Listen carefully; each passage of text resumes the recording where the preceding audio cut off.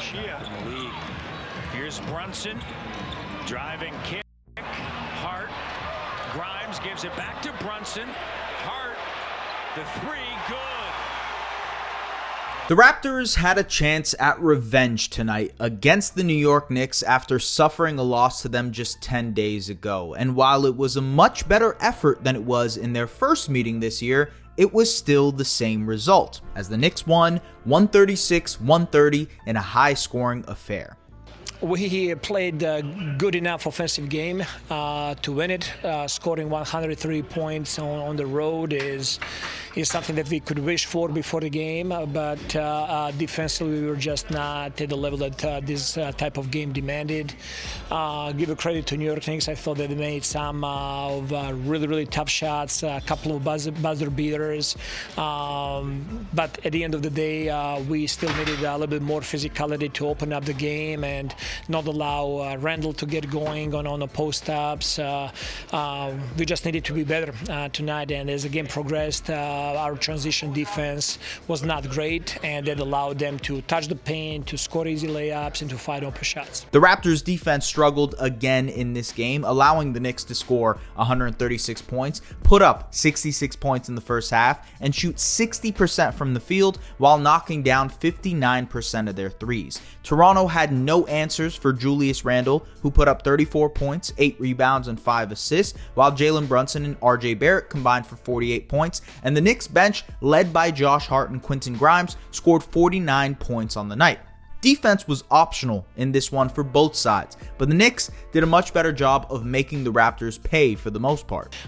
Defensively, we started the season pretty well. We were pretty aggressive, and for whatever reason lately, we did not do a good enough job bringing that physicality and that energy that defense demands in this league, and that's something that we need to improve on. We had a couple rotations and they ended up getting an open three a couple times. I think Josh hit one. I don't know, maybe Quentin hit one. Just ball movement, close out. We're all scrambling, and they hit some big shots. On offense, the Raptors were led by OG Anunoby, who put up 29 points and knocked down 5 threes. A huge bounce-back game after he went 0 for 6 from behind the arc against the Hornets. Anunoby was making the Knicks' over-aggressive help defense pay by attacking closeouts with purpose and knocking down shots as the Raptors' floor spacer off of advantages Pascal, Siakam, and Scottie created, both of whom dropped 20 points themselves. Just being aggressive, continuing to shoot, even if I'm missing, just continue to be aggressive, and then also look to pass to my teammates, look to play make, do everything, being aggressive. He made a couple of open shots there. I thought at the start of the game he was getting open looks as well. They did not go through in the third quarter. When he was on the Randle there in the second quarter, I thought that he did a really good job with physicality and extending his catches and getting stops. That third quarter was a high scoring point for him, but we need to have that on the defensive end, that mentality from everybody. The Raptors got solid bench play from everyone except Gary Trent Jr., and their bench in general gave them some much-needed life in the second and third quarters as they tried to cut down the Knicks' lead, including Malachi Flynn, who put up 10 points, 4 rebounds, and 4 assists in 16 minutes. Just trying to come off the bench and help the team in whatever way it can be. Sometimes it's dishing the ball a little bit more, sometimes it's knocking down shots.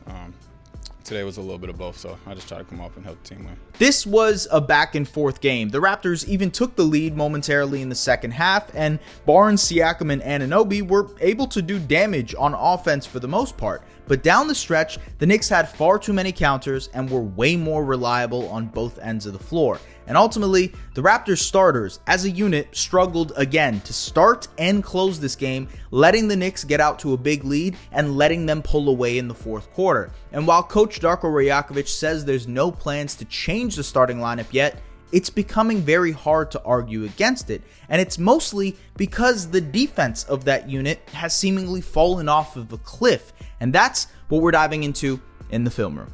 The Raptors struggled to guard Julius Randle and Jalen Brunson in single coverage tonight, and that was their game plan coming into this because in their first game against the Knicks, they got dominated by Julius Randle and Jalen Brunson as playmakers. So instead, they tried to let them be scorers and not let the Knicks supporting cast let them cook. But this is what happened. Julius Randle and Jalen Brunson did in fact cook. They became problems through the first half. And in the second half, when the Raptors reverted back to their original scheme of loading up on Brunson and Randle, they made them pay by allowing the Knicks supporting cast to get wide open shots. So their defense struggled. Let's get into it. All right, so very early in this game, Julius Randle established himself as a post threat. This time they run an empty side post up for Randle. He takes Pascal Siakam all the way into the paint for a nice fadeaway jumper. This is a tough shot, but hey, he's an all-NBA player who's been making those types for the last 3 or 4 years. The Knicks also punished the Raptors on second chance points. Here's Isaiah Hartenstein getting a rebound. The Knicks get the Raptors in rotation and a quick shot for Quentin Grimes. Later in the third quarter, the Raptors are loading up on Brunson, and this leads to a nice drive for Julius Randle, who gets downhill, draws 2. Now Jalen Brunson relocates to knock down the 3. Later, this is Julius Randle driving, draws 2 again, and then it is Josh Hart who knocks down the 3. And the reason the Raptors were trying to send as much help as to Randle as possible was because in single coverage, he was doing things like this, absolutely feasting one-on-one against the Raptors' wing defenders. So going back to that, because we know the fact that, you know, the Raptors, Randle has really dominated the Raptors in that high post area.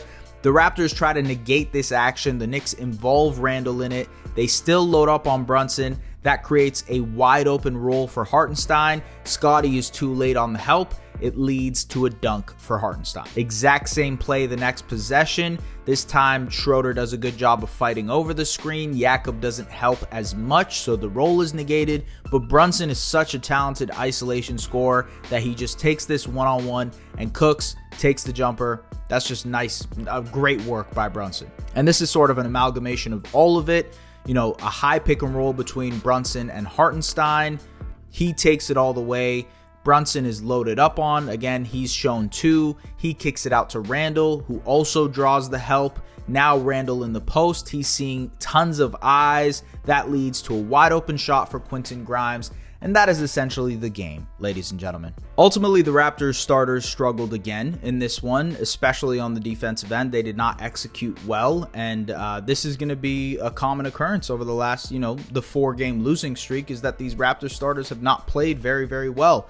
I wonder if a change will happen. I highly doubt if it does, to be honest with you, because of the relationship between Darko Rajakovic and Dennis Schroeder. And I imagine, given the free agency stuff, he was probably promised to be the starting point guard this season.